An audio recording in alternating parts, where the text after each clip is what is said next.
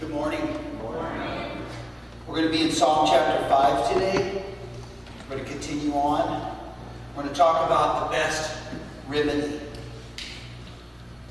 I know some of you have all different kinds of remedies for things.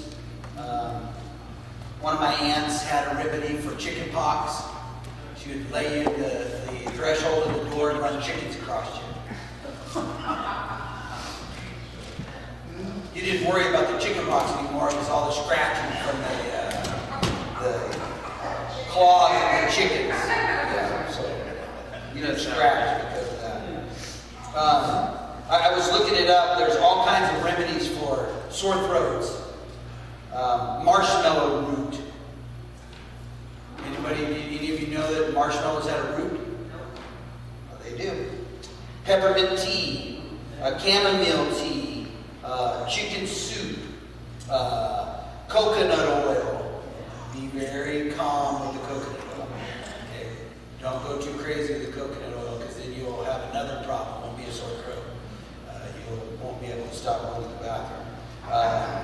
Ginger root, just all different kinds of things. There's all different kinds of remedies. You can look it up. There's home remedies for this, home remedies for that, all different kinds of remedies. And we're going to be talking about some stuff with David. David's still in his writings and writing these songs or poems, however you want to put it. He kind of structured them in ways that they would deal on one thing for a stanza and deal on another thing for a stanza, then go back to something else. And so we're going to kind of look at it that way today. So in Psalm chapter 5, beginning in verse 1, it says, "Give ear to my words, O Lord, consider my sighing. Listen to my cry for help, my King, my God. For to you I pray. In the morning, O Lord, you hear my voice. In the morning I lay my request before you and wait in expectation. You are not a God who takes pleasure in evil. With you the wicked cannot dwell. The arrogant cannot stand in your presence. You hate all who do wrong. You destroy those who tell lies, bloodthirsty and deceitful men, the Lord abhors. But I, by your great mercy, will come into your house in reverence. I will I will bow down toward your holy temple. Lead me, O Lord, in your righteousness because of my enemies. Make straight your way before me. Not a word from their mouth can be trusted. Their heart is filled with destruction. Their throat is an open grave. With their tongue they speak deceit. Declare them guilty, O God. Let their intrigues be their downfall. Banish them for their many sins, for they have rebelled against you. But let all who take refuge in you be glad. Let them ever sing for joy. Spread your protection over them, that those who love your name may rejoice in you. For surely, O Lord, you bless the righteous. You surround them with your favor as a shield." Let's pray. God, I ask you today to speak to our hearts. I ask you today, Lord, that we could have really, Lord, a mindset that we would give everything. That everything is on the line. That everything, all that we are, all that we have, everything, our titles, our possessions, our personalities, our bodies, that we would give everything to you. I pray, God, that you would speak truth, that you would speak love and grace into our hearts and lives today. Help me, Lord, to preach with power. Help me to preach with passion. Help me, Lord, to preach in a way that everyone can understand. Help me, Lord, today to preach as if I would never, ever get to do it again. In the name of Jesus, I pray. Amen. So in this special book, we often turn to it. The book of Psalms is used in many funerals. Psalm 23, great verses about talking about how we're not going to be worried because God is in control of everything and is going to lead us and take care of us. When we're discouraged, when we're hurting, when we're wanting our spirits to be rejuvenated, when we're wanting things to happen, we turn to this wonderful book and we ask and look at it in ways in which God can just share with us and calm us and do all different kinds of stuff through His Word. As this particular psalm in Psalm 5, as we're looking at it, divided in 5 stanzas. And so kind of 3, 3, 2, 2, 2. And it's not really a poetical structure, but it's kind of a structure on subject matter. He deals with something, and then he turns to something else. And then he turns to something, and then he might even go back to what he was talking about previously, but he kind of breaks it down in this kind of structure. He introduces what's going on, and then he laments about evil, and then he rebuts those that do evil, and then he laments of sin, and then he rebuts those who do evil again. And so it begins and ends in a positive note. In Psalm 5, it is called a mourning psalm because of Psalm 5:3. David was a warrior. He had fought a lot of battles in his lifetime. As a boy, in 1 Samuel 17:34, we find that it says, "But David said to Saul, your servant has been keeping his father's sheep. When a lion or a bear came and carried off his sheep from the flock, David went and killed them." He went and killed the animals that would come and go after the sheep of his father. His many battles with different people, with animals, with soldiers, with family. As a warrior, he had developed many enemies in his lifetime. Enemies from foreign armies, enemies in his family, enemies all around him. And because of his success, he had made enemies of his own people. And Saul was one of the biggest ones. He was not like David at all. One of the things that happened in their time together, as Saul was made king, and Saul was the king, and God brought David along because Saul didn't do something Saul didn't do something God asked him to do. When he went to a country, God asked him to kill everything, every animal, every person. In the King James, it uses the word utterly destroy. And so when Saul came back, the prophet Samuel is there, or the judge Samuel is there, and he's talking to Saul, and he's asking Saul, "Saul, why do I hear cattle lowing in the background? Why do you have the king? Why is King Agag here?" Well, we brought these things so that we could turn around and we could sacrifice. We did this because we are wanting to present these things to God. And Samuel, in some of the greatest verses in all the Bible, says, "Don't you realize that rebellion is as the sin of witchcraft? Don't you realize that it's better to obey than to sacrifice? And that you really didn't come here, you didn't really do this because you're trying to do something great for God, or this is something supposed to be really special and what is supposed to happen. You're actually doing this because this is what you're wanting to do. This is how you're doing it. This isn't about Agag. This isn't about sacrifice. This is about rebellion. This is about you not following directions. This is about doing it your way and not my way. And so this is what's going to happen. You're no longer going to be king." So Samuel calls Jesse, has Jesse bring all of his sons. He brings all of his sons except for David.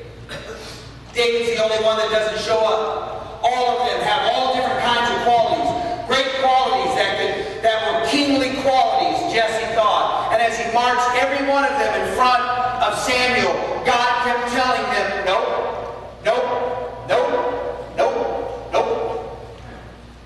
And he said, "Don't you have one more son?"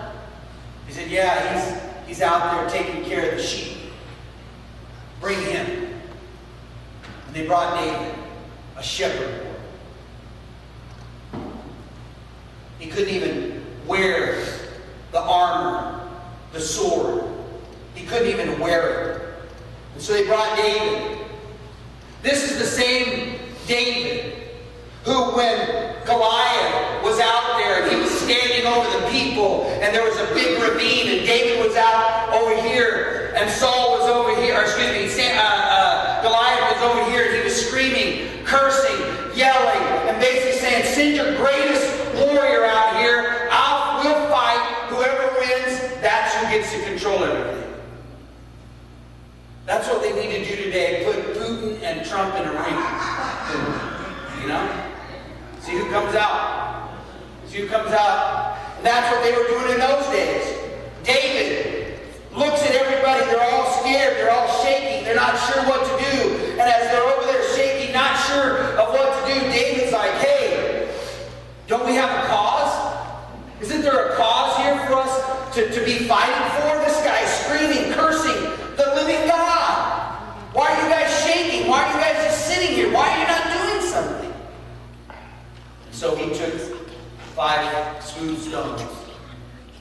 And only one he needed. Of course, he hit the giant right in the forehead, and it sunk into his forehead. After he had already told the giant, today I'm going to hit you in the head, I'm going to kill you, and then I'm going to chop your head off. And I'm going to display it in town square.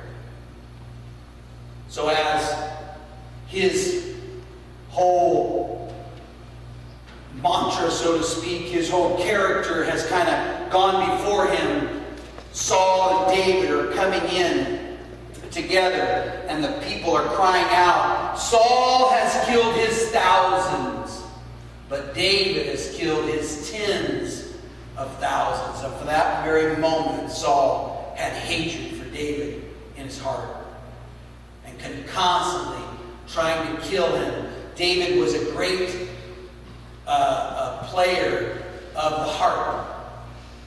He was musically gifted. And one day while he was playing the harp, as he was playing the harp, a javelin flew by his head and stuck into the wall. It's like the old story of the guy who said he was in Vietnam, and they were sitting there and they were handing out candy bars to the kids. And as they were handing out candy bars, a bomb went off. And he said his first thought in his mind was, hey, if you didn't want Hershey's with almonds, why didn't you say so? David in his mind is thinking, if you don't like this harp playing, why are you throwing this javelin? This is the kind of stuff that David is having to deal with. This is the kind of stuff that's causing him to write this psalm. This is the kind of stuff, trouble in paradise, so to speak, verbal attacks by his enemies, people lying about him, people saying all kinds of stuff about him, people going out and spreading rumors about him. Psalm 5, verses 6 and verse 9. Psalm 5, verses 6 and verse 9. And it's I don't know, did I give you that one? Oh, okay, sorry. You destroy those who tell lies, the bloodthirsty, deceitful. You, Lord, detest. Not a word from their mouth can be trusted. Their heart is filled with malice. Their throat is an open grave. Their tongues tell lies. It's that old thing, sticks and stones break my bones, but words will never harm me. It's not true. They hurt. They rip us apart. Just the fact that we could respond to people in these ways is why sometimes we read stories about people, young people, killing themselves. It's not just kids. It's in a survey. How many of you ever had, and you don't have to raise your hand, but you can think in your mind, how many of you have ever had somebody lie about you? How many of you have ever had somebody tell things about you that weren't true? It's maybe somebody that said something mean about you. All of us can identify with what David is feeling and why he's writing this particular psalm. We can understand what's going on in his life. So here we go, the first stanza. I want you to notice that when these attacks come, that David figures out that there's a remedy for these attacks. That when these things happen, when people lie about you, when people say things that are false about you, when people attack you, when people are mean to you, when people do things that are horrible and horrific, there's a remedy. And it's not coconut oil or peppermint tea or chamomile tea. It's like the guy who when I was in high school, I used to get chiclets. And I took chiclets to school. Oh my God. This dude would go and grab my gum every day. So I said, you know what, I'm going to fix this guy. My mom used to chew Phenamint. Phenament's a laxative. But it looks just like chiclets. So I replaced my chiclets pack with a Phenamint pack. And when he come up to me and kind of grabbed me by the arm, said, hey, you got gum? I had that face, like if you've ever seen the face in Home Alone 2, when the guy who's, here's your pepperoni pizza, when his face turns into the Grinch, that's how my face was just like turning into the Grinch. And I was like, here you go. And he grabbed my gum pack and he's just like, I watched him chomp on it for a little while. And I said, hey, guess what? He's like, what? I said, you're chewing Phenamint. He's like, what? It's laxative. Get ready. And then I ran off.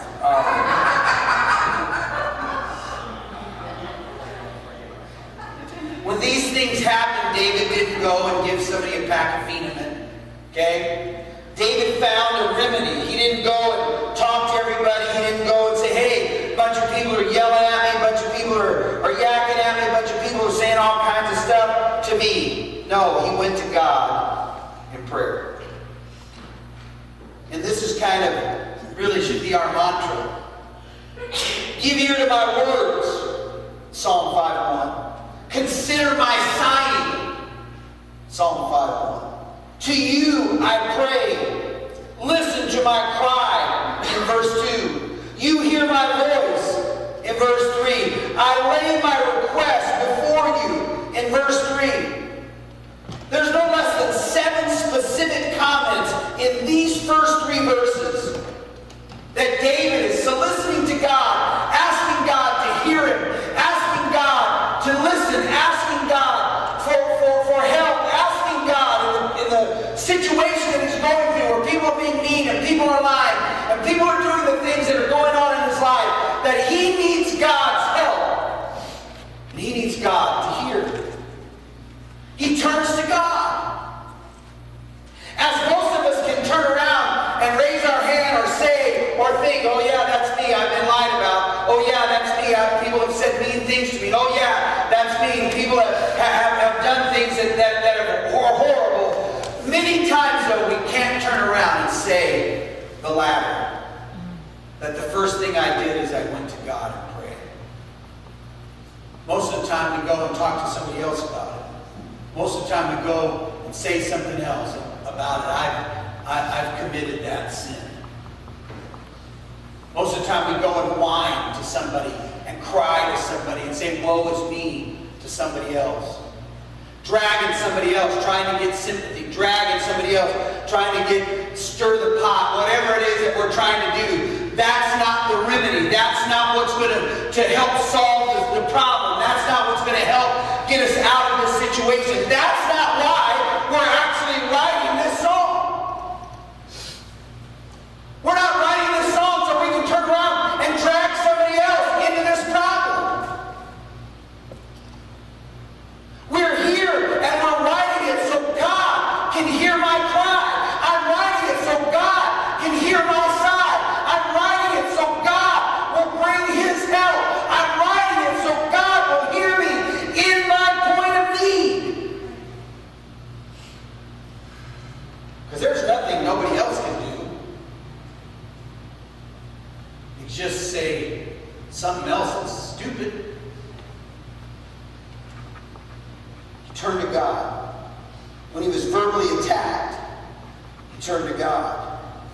When people were being arrogant and having an attitude with him, he turned to God. When people were lying about him, he turned to God. Many times when you and I are attacked, we want to strike back. We want to say things back. We want to be smart back. We want to be mean back. We want to do all these things. We are inclined to go ahead and spread a verbal assault on them like nothing they've ever seen before. I mean, hey, it's all open. We can all stand out here and rip each other to shreds about how we look, what we eat, what we do. I'm pretty good at that. I know a couple of people other people in this room that are pretty good at that.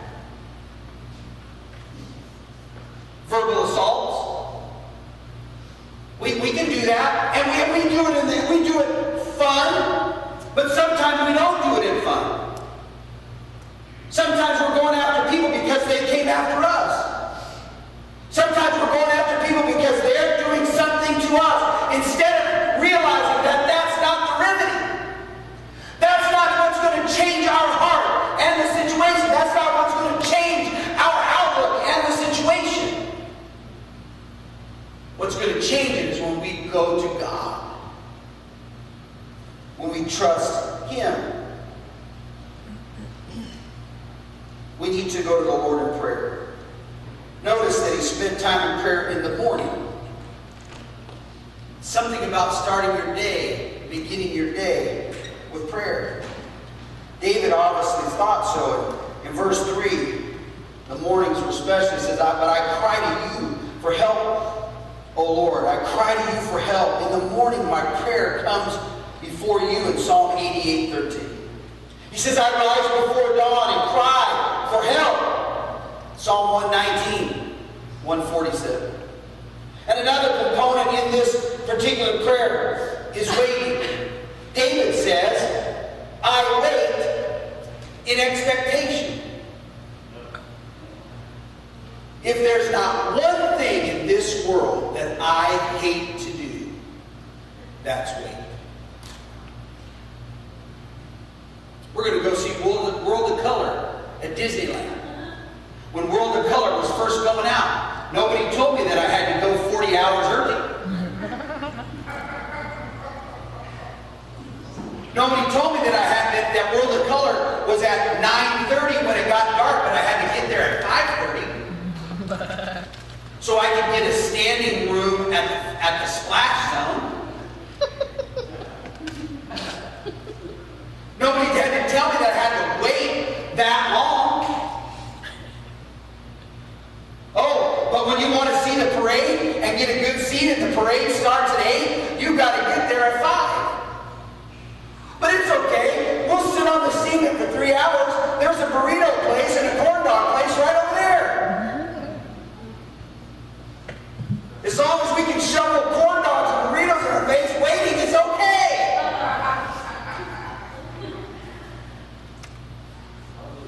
Yeah.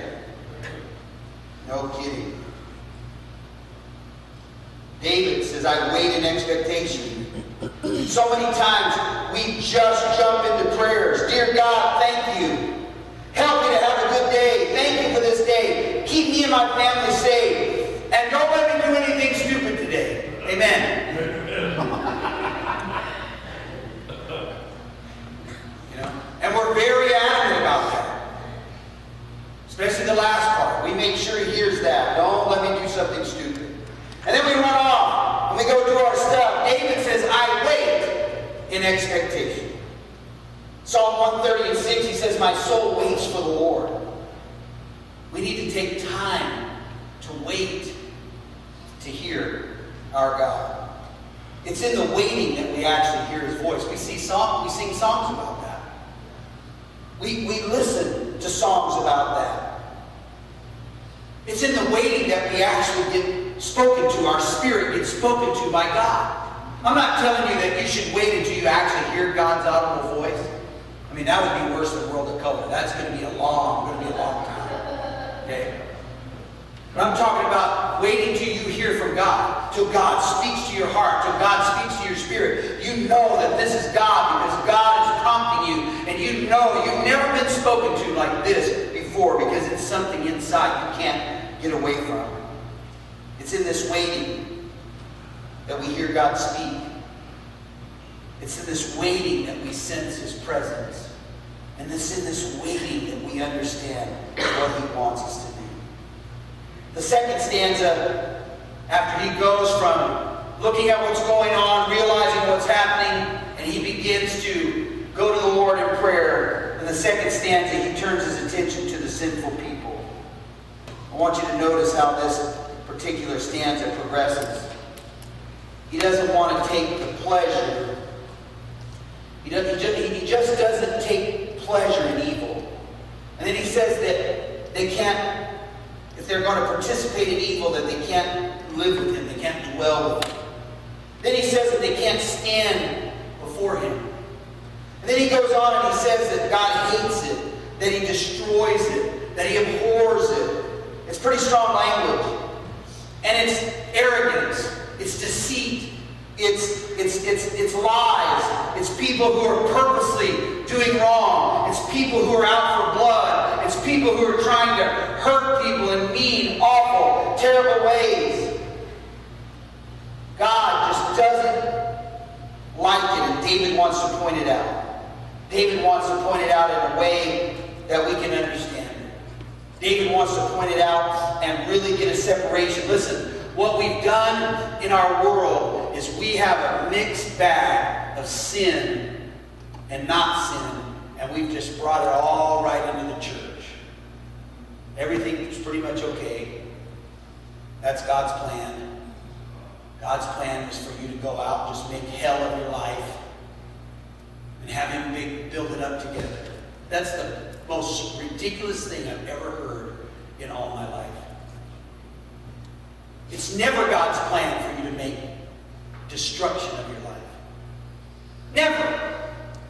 It's never God's plan. Matter of fact, the Bible says it's God's plan that you and I come to repentance. It's God's plan that you and I have a good life. It's God's plan that we have a life that's abundant. But what winds up happening is we don't go with God's plan. We go with our plan, and then it's all just downhill from there. Now God's got to put it all together again. And so He has another plan. Another plan to take the broken pieces of our lives that we've continued to shatter forever and ever and ever. And God begins to build them back up and put us together and make us brand new. So that we can follow the plan that He always had set out for us. That He can follow the plan that He always believed that we could have and believe. Now, He turns His attention in the third stanza from these people that are doing evil, and He begins to focus on what He's going to do. He says, "But I, by Your great mercy, will come into Your house. In reverence, I will bow down toward Your holy temple." In verse 7. Starts to worship. He starts to get in God's presence. When he's attacked, his remedy is to pray, and then his remedy is to worship. When he's going into this thing, the remedy isn't to turn around and attack people back. The remedy isn't to turn around and verbally assault people back. The remedy isn't to turn around and be like Mike. The remedy is to go to God and then begin in His presence as we're waiting to worship Him. His enemies are slinging mud. They're trampling His good name. They're running Him through the ringer. They're doing all these things, and He goes to church. And He worships. Hebrews 4:16 says, "Let us then approach the throne of grace with confidence, so that we may receive mercy and find grace to help us in our time of need." Don't go to God in some namby-pamby way. Don't go to God. Go to God boldly. Go to God in confidence that this God you're going to hears your cry. That this God hears your plea. David is recognizing that he has to be very, very careful. He wants to make sure that he's not going to turn around and become an enemy himself. He wants to turn around and make sure that he's not going to be like the ones that are saying things about him. That he's not going to be like that. That he's not going to turn around and be a verbal assaulter like all of them. That he's going to be different. He pleads, Lord, lead me, O Lord, in your righteousness. In verse 8. He says, make straight your way before me. Like the old hymn, which says, guide me, O thou great Jehovah, pilgrim through this barren land. I am weak, but thou art mighty. Hold me with thy powerful hand. It's easy to point fingers. It's easy to turn around and start kicking dirt, slinging mud, and doing all kinds of things, and doing the same crazy things other people are doing. Paul warned about this. He told the Romans in Romans chapter 2, verse 1, he says, you therefore have no excuse, you who pass judgment on someone else. For at whatever point you judge the other, you are condemning yourself, because you who pass judgment do the same things. Felt a cold breeze go by. We throw ourselves upon God's mercy. We throw ourselves upon God's grace. We spend our time in worship and prayer. We guard ourselves against the sin, according to Hebrews chapter 12, verse 1, that so easily weighs us down. Lay aside every sin and every weight that so easily keeps you down, and run with patience the race that is set before you. Then the fourth stanza, David again turns his attention to the liars and to the workers of evil. Now he's using all the parts of the body. He's using mouth, throat, tongue, are used to destroy their heart. When we lie, when we're deceitful, we're not only hurting someone else, but we're hurting ourselves even to a greater degree. In fact, David even uses the imagery of an open grave, almost as if prophetically he's speaking about their destiny. And he's describing it almost in the way of a portrait. He says, God is the righteous judge, and he declares evil guilty. And he sentences them to be banished. We can very easily pick up an image of this final judgment. Hosea 9:7 says, the days of punishment are coming. The days of reckoning are at hand. You and I need to make sure. We need to make sure. We need to make sure that we're ready. We need to make sure that we're ready. And then the fifth stanza. And again, David turns his attention away from the evildoer and looks at the fate of the righteous. Now we got an imagery of heaven. The righteous will be glad. The righteous will sing for joy. The righteous will rejoice in you. All in verse 11. And God will spread this protection over us. He will bless the righteous in verse 12. He will surround them with favor in verse 12. So our best remedy when lies are spread, when we get treated with arrogance, when people mistreat us, when they deceive us, is to call upon God, to pray, ask for guidance, ask for direction. Turn to the Lord the first thing in the morning. Begin to worship Him. Go to church. Do whatever. Fall on your knees. Turn on worship music. Put in your earbud. Whatever it takes for you to get into God's presence. When somebody is coming after you, you need to go after God and not after them. Before you, we have the elements. Saturday nights we do communion every week here. On Sunday mornings we do it once a month. And with these elements we have no saving power. There's nothing that's going to save you by participating There's nothing that's going to be some kind of overwhelming thing that's going to cleanse your sin because you drink the juice or you eat the cracker. But what we have here is we have emblems that are allowing us to remember what Christ has done. To allow us to remember his broken body that was broken for you. For you and I to remember his shed blood that was shed for us. What I'm going to do right now is I'm going to have a video play. First video is about 6 minutes long. After this video plays, you can come up, take communion.